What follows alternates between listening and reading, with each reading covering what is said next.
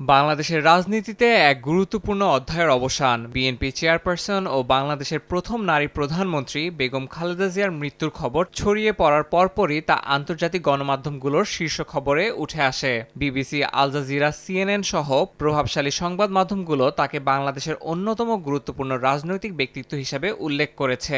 বার্তা সংস্থা Reuters, AFP ও এপিও ধারাবাহিক প্রতিবেদন প্রকাশ করে। প্রতিবেদনে খালেদা জিয়ার দীর্ঘ রাজনৈতিক জীবন, ক্ষমতায় থাকার সময় এবং বাংলাদেশের রাজনীতিতে তার প্রভাব বিশদভাবে তুলে ধরা হয়েছে। ভারতীয় গণমাধ্যম এনডিটিভি, হিন্দুস্তান টাইমস ও টাইমস অফ ইন্ডিয়া সহ একাধিক সংবাদ মাধ্যমে তাকে বাংলাদেশের অন্যতম প্রভাবশালী নেত্রী হিসেবে উল্লেখ করেছে।